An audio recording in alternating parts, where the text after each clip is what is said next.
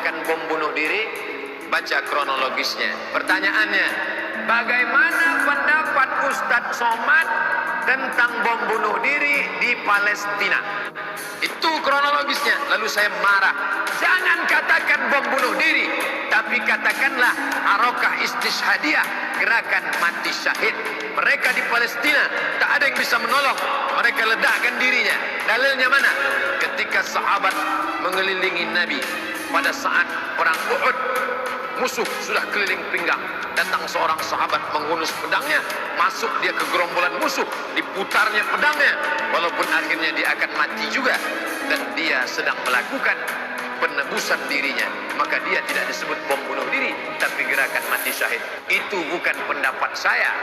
Syekh Nasiruddin Al-Albani dari kalangan Salafi, Syekh Ibnu Utsaimin mengatakan orang yang di Palestina bukan bunuh diri, tapi gerakan mati syahid.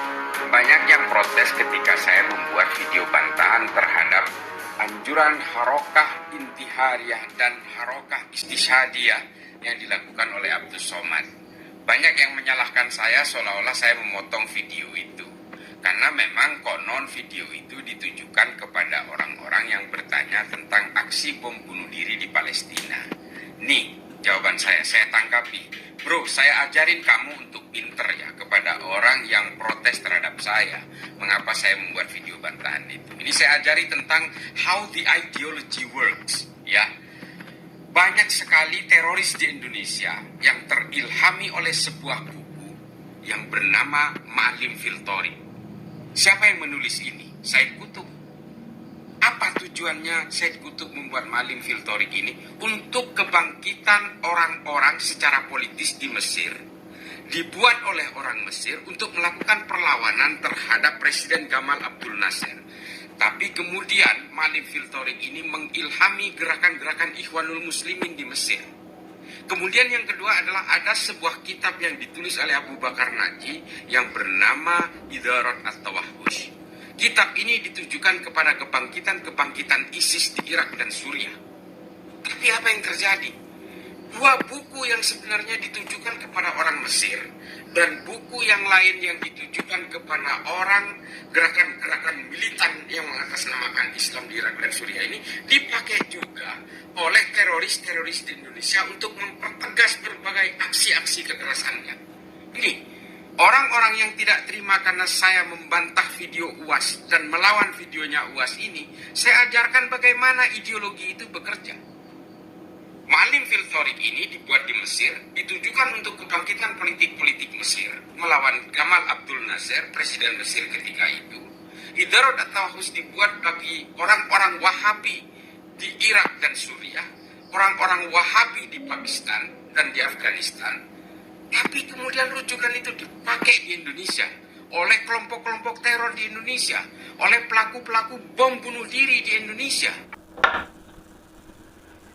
Duh, Pak Abdul Somad, kenapa Anda jadi begitu? Kenapa juga Anda para pendukungnya setuju? Ceramah Pak Somad itu entah dipotong atau tidak, entah uploadan lama atau baru. Tapi dari ceramah itu bisa memicu orang yang awam dalam beragama atau malah orang yang frustasi dalam beragama berkeyakinan kemudian melakukan hal itu. Dan semua itu ia yakini sebagai jihad fisabilillah. Orang awam agama itu yang bagaimana? Orang yang mungkin belajar agama tapi belum paham. Atau orang yang memang jarang sekali mendengar ceramah agama. Terus orang yang frustasi dalam beragama itu bagaimana? Orang yang putus asa dalam beragama. Kenapa bisa begitu? Misal ada orang yang baru mulai belajar agama, tapi begitu dia belajar langsung mendapat aturan-aturan ketat dalam beragama. Padahal ia belum pernah melakukan sebelumnya. Misal orang itu belum pernah berjilbab, kemudian ketika mulai belajar agama secara serius, ia diharuskan mengenakan jilbab rapat, bahkan mungkin pakai cadar karena tidak boleh memperlihatkan aurat dan hanya matanya saja yang kelihatan. Sebab katanya aurat wanita itu adalah seluruh tubuh selain wajah dan telapak tangan. Makanya yang diperlihatkan cuma wajah dan telapak tangannya saja. Karena belum terbiasa mengenakan jilbab atau cadar, ia akhirnya merasa panas dan sumuk. kemudian melepas cadar atau jilbabnya itu.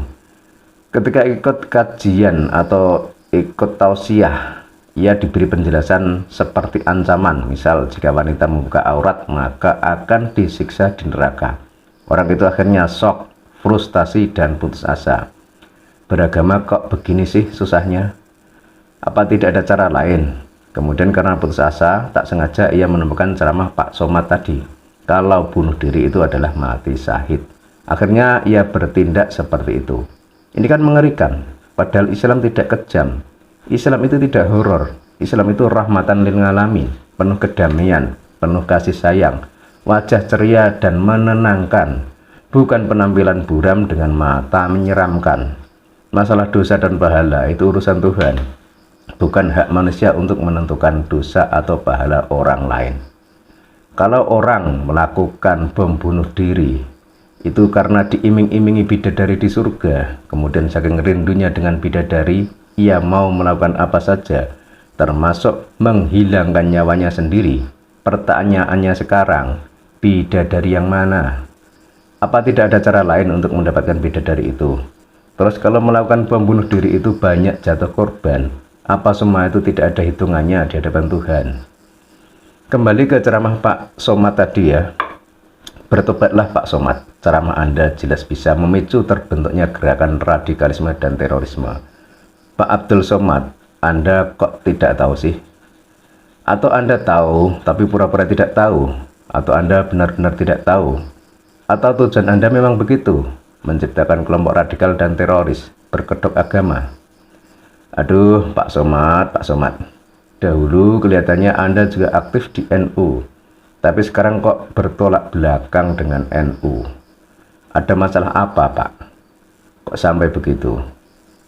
Kalau saya sangat setuju dengan pendapat Gus Islah Bahrawi tadi. Saya sangat mendukung penjelasan Gus Islah Bahrawi tadi. Memang seperti itu kenyataannya. Kenyataan yang mana? Video yang mana? Silahkan tonton video ini dari awal lagi ya, jika dirasa kurang paham. Kalau menurut Anda bagaimana? Silahkan tuliskan komentar di laman komentar. Terima kasih.